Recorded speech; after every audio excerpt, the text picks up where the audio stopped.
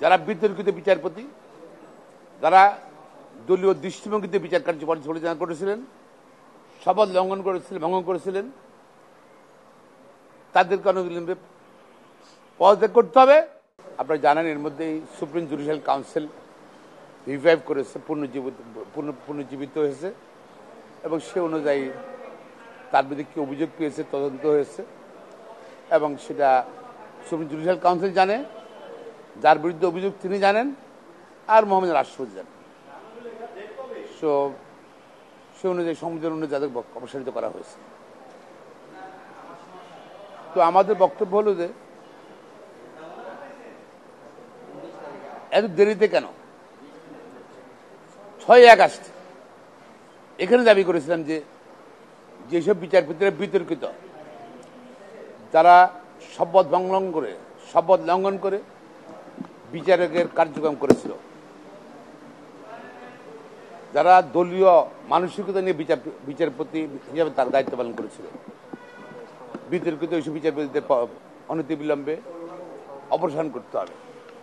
আমরা আহ্বান জানাইছিলাম যে 2 সপ্তাহের মধ্যে ব্যবস্থা গ্রহণ করতে হবে এবং তাদেরকে আহ্বান জানাইছিলাম যে আপনারা যারা বিতর্কিত, নিশ্চয়ই আপনি ফিল করেন বিতর্কিত, আর পদত্যাগ করেন। কিন্তু সরকারের পক্ষ থেকে এ পর্যন্ত এমন কোনো ভূমিকা রাখা হয়নি। Very slow. কি কারণে বেশি স্লো? কারা এটাকে বাধাগ্রস্ত করছে সেটা বাইর করতে হবে। তো একজন কেন, একজন অনেক তো আছে। সুতরাং আমি মনে করি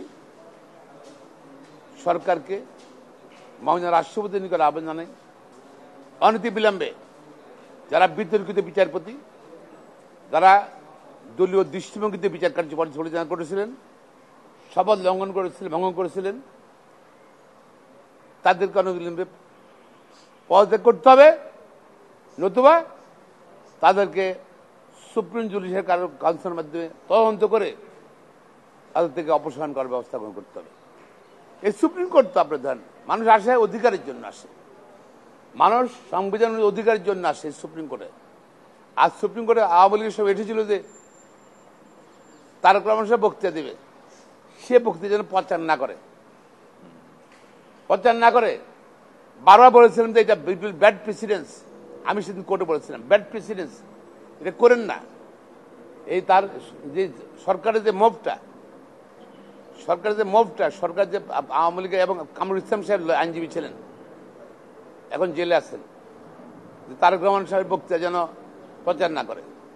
আচ্ছা, এটা করতে পারেন না আপনি, যে মৌলিক অধিকার বিরোধী।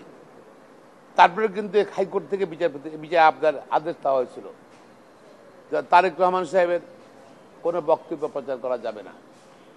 নিশ্চয় মনে আছে আপনাদের, এটা কি দুষ্কৃত হয়নি বিচারক?